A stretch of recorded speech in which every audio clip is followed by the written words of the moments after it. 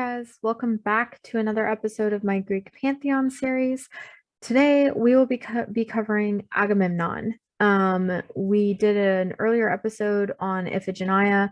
Iphigenia was one of the children of Agamemnon, and as covered in the last episode, she was sacrificed to the goddess Artemis because Agamemnon is a jerk. Okay, so let me share what I know about him other than him being a jerk, which is basically like one of the most agreed truths about Agamemnon. Okay. Basically, Agamemnon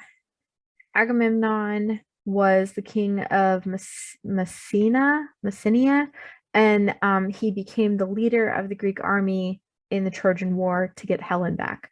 Agamemnon's brother was married to Helen, and so when Paris took Helen to Troy as his new wife, the king that was married to Helen gathered his army. He went to Odysseus and he went to Agamemnon because they had a Greek treaty where they were all supposed to be like working together. They were like a united front. And he said, okay, guys, you owe me. Time to go get my wife back. And so Agamemnon had the harbor out of all of them. So the whole army gathered in Agamemnon's harbor, and they were supposed to like go to Troy, raid it, and get Helen back. But he had made the goddess Artemis mad, so none of the ships could leave the harbor. So he ended up having to sacrifice his daughter Iphigenia. Then Artemis allowed there to be wind and they could leave the harbor. They went off to war, which everybody just freaking loved.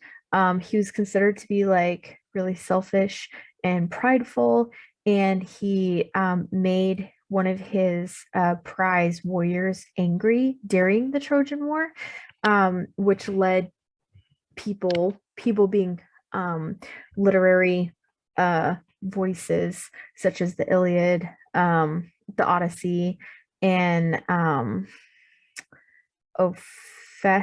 Orestes collection of works to say that it prolonged the war.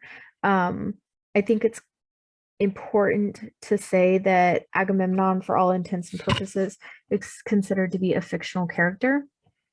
There is, I found a website that talks about how obviously the Trojan War happened and Troy existed and Messenia, the area that he was supposedly king, existed, and Agamemnon was supposed to have like this golden mask that was like part of his face, but they're saying that it dates 400 years before the supposed Agamemnon existed, so they don't think that he was a real person unless he went by a different name, but they don't see a king that would have lined up to it.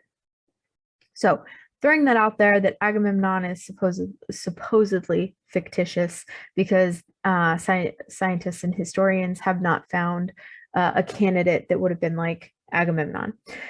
Okay, anyway, so he made Clytemnestra, his wife, angry by sacrificing her daughter on her daughter's wedding day. So, woo, go dad. Then he left, and the war lasted way longer than it was supposed to because he's a jerk, as aforementioned. And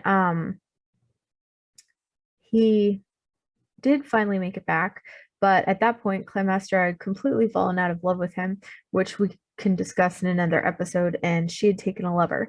When he got back, he showed up with Cassandra, who we will also discuss in another episode, but she was a prophetess, and she was a prophetess in Troy, and when he raided Troy, he claimed her to be his concubine, basically. So he came home to Clytemnestra, who he hadn't seen in literally years, and he's like, hey honey, I'm home. Didn't even mention the absence of the daughter he murdered. And he's like, oh hey, this is my new concubine Cassandra. She's younger and prettier than you. Don't worry about it. Where's my bath? And Clytemnestra was like, oh honey, I missed you. "Oh, that's fine. I don't mind. This way to your bath," and then promptly murdered him.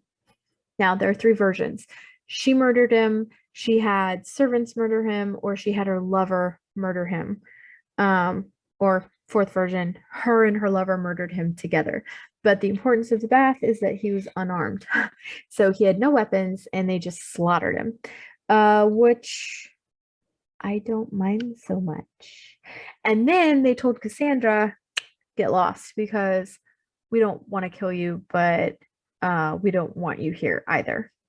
And that's basically how Agamemnon died. So the important part, or the most important, ignore that advertisement. I don't know what this is. Sorry, get rid of that. Okay. Menelaus, the other one who was married to Helen, was his brother, which is why it was so important for him to be a part of the Trojan War. And the other interesting part is that Clymestra, Agamemnon's wife, was Helen's sister. So they were very much like interwoven as people. But I think it's safe to say that Helen didn't really like Menelaus. I'm sure I'm saying his name wrong. Sorry, guys, I should have looked it up. And Clymestra definitely did not like Agamemnon.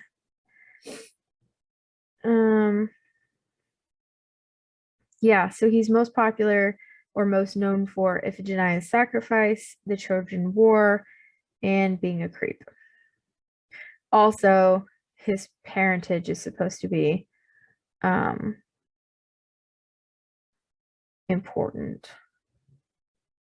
Anyway, that's basically who he is. So we'll get more into the story in our next episode, but thanks for checking in, you guys. I'm certainly having fun researching this. I hope you like these episodes. Leave comments on different Greek Pantheon characters that you want me to cover.